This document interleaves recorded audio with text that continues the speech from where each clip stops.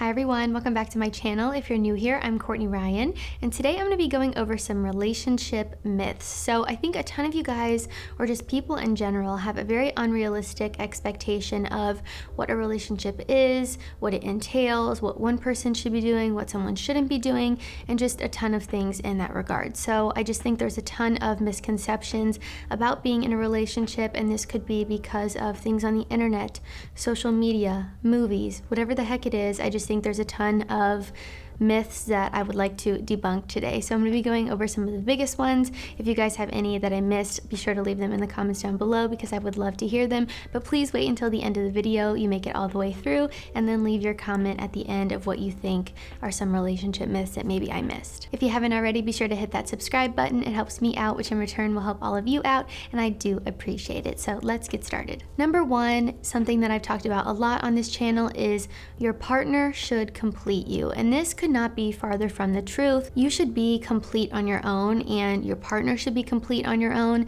and you guys should not be completing each other. However, this person should be bringing some sort of value to your life, whatever it might be. I know that might look different for everyone, but regardless, this person should not be completing you. I promise it is possible for you to be complete, happy, healthy on your own, and you don't need someone to fill those voids in you. People who are in relationships where they think that their partner completes them often stay in a relationship longer than they should because they're afraid to walk away. It's normally controlling, possessive.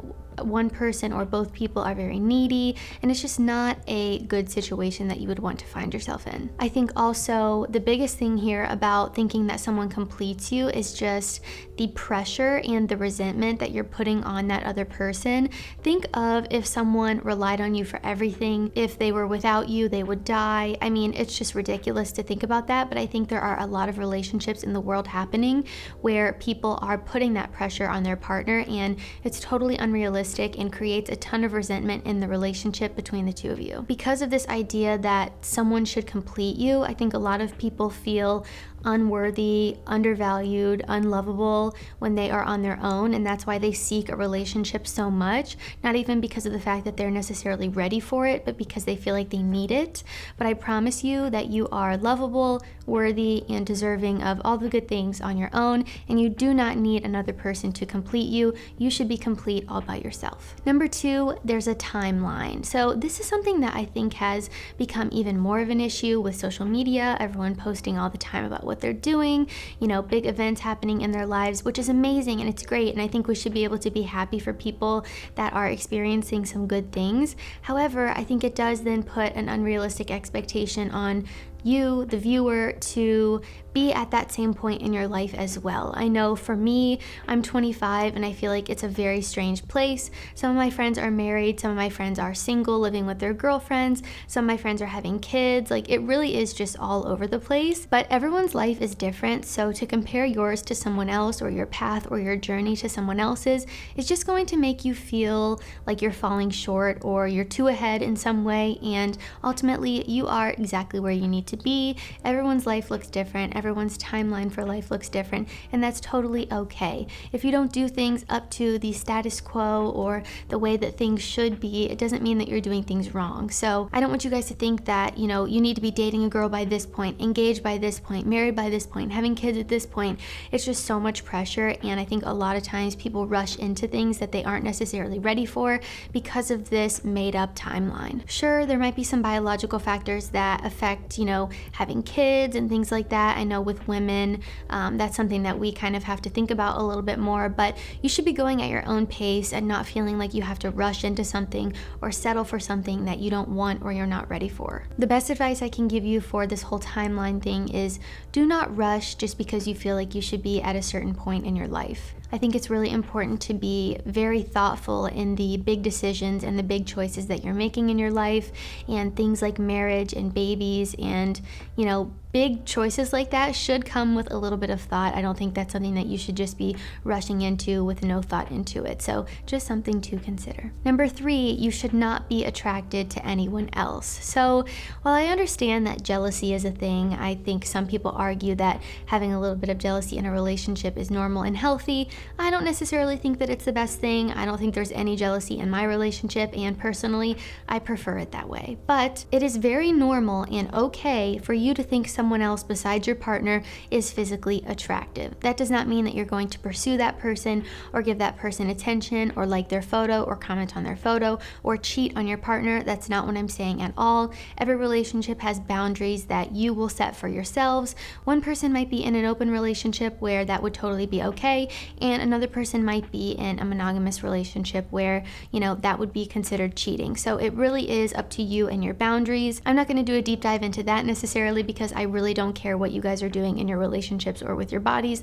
That's your business and not mine. I can only control myself and what I'm doing and what I'm okay with. So it is normal to think that other people are physically attractive as long as you're respecting the boundaries of your relationship. I think it is unrealistic and just crazy to me that some girls freak out if you think another female is pretty. It just doesn't make any sense. If she's secure in her relationship with you, she should not be feeling that way. So just to wrap this one up, it's okay to think another girl is pretty, and it's okay to think another guy is handsome. There's nothing wrong with those things as long as you're respecting the boundaries that you've set within your relationship. Number 4, they should know what you want 24/7. Nobody is a mind reader. I've said it many times on this channel. You cannot expect someone to know what you want 24/7 or be able to read your mind all the time. The longer you're with someone, I think you do pick up on habits and things that your partner likes, and while that's great, it doesn't necessarily mean that your partner is going to know all the time how they can fulfill your needs and wants unless you are expressing that to them. And that is the biggest thing here that I think a ton of people do not realize.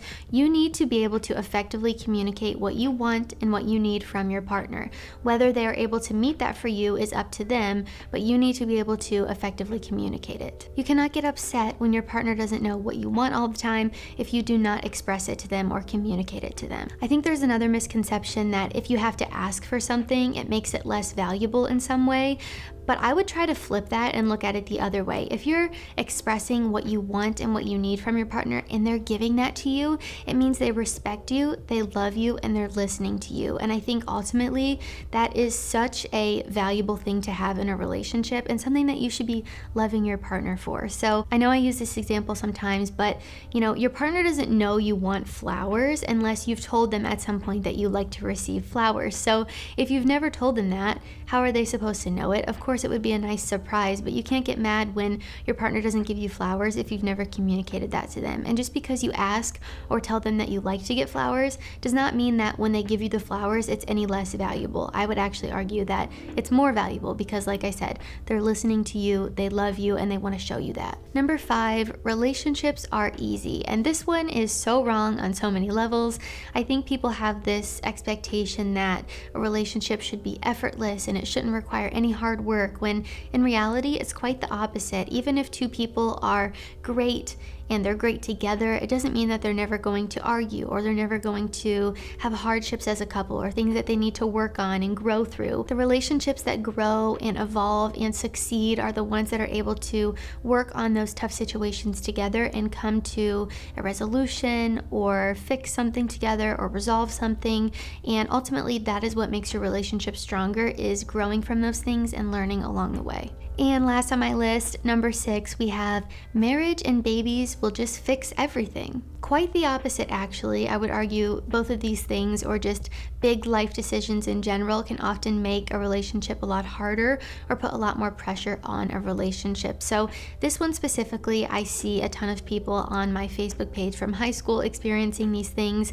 Of course, I'm not judging anybody for what they're doing, but I think a lot of people think that if their relationship sucks, all of a sudden it's going to be fixed if the girl gets a ring on her finger, or they get married, or they buy a house, or get a dog, or have a baby. And I think people are just constantly chasing these next big life decisions or big events in their life to cover the fact or put a band-aid over the fact that what they have isn't that great, and they're just looking for that quick fix to make everything better, when in reality it does quite the opposite. If you're in a crappy relationship and you think that legally binding yourself to that person is going to miraculously solve all your problems, you're in the twilight zone. So basically what I'm trying to say is, while all of these experiences are great, reaching this point of your life is great when you're evolving and growing as a couple and doing new things together.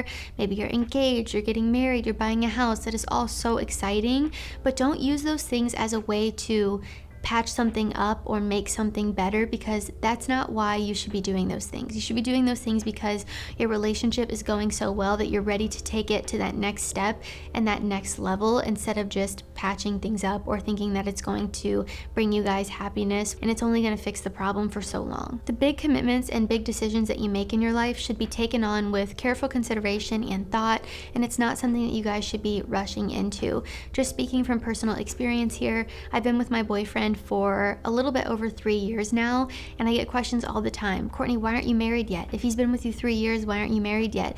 And the reason is because I don't want to rush into the biggest decision of my life. If I'm going to be with this person forever, there does not need to be a rush. I'm going to be with you forever. We'll get married when we get married.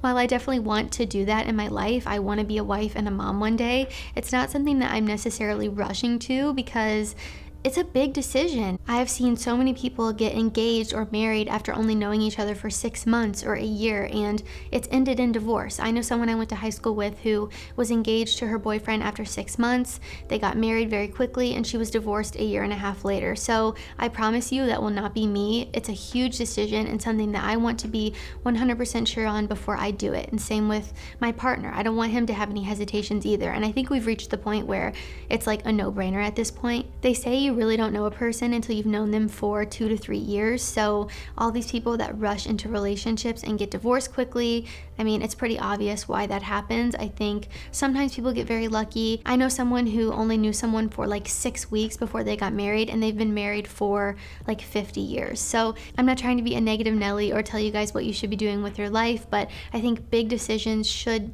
come with a little bit of thought and consideration before just rushing into something because of some, hormones and crazy emotions that are going on at the moment. So be thoughtful about big decisions and understand that just because, something is exciting and new doesn't mean it's going to fix the problems that are already there. All right, guys, that is all I have for relationship myths. Let me know in the comments down below if you think I missed any. I would love to hear your personal experiences, some things that you guys have gone through. I think when you share those things, it helps other guys out that read in the comments, and I always love to hear them as well. So be sure to leave a comment down below. Also, if you haven't already, be sure to enter my giveaway. The form is down in the description below. I just need your name, your Instagram handle. You must be following me on Instagram to win. Sorry to all of you that don't have Instagram. Maybe I'll do one in the future that doesn't require it, but for this one, I do need you to follow me on Instagram, and I will be checking. So your Instagram, and then also the link to the watch from teddybaldessar.com that you would like to win. So be sure to enter. Good luck to all of you. I'm excited to see who wins. I'll probably be announcing sometime in June. This one's gonna go a little bit longer than the last one that I did, so you have plenty of time to enter. As always, thank you all so much for watching, and I will see you all next time.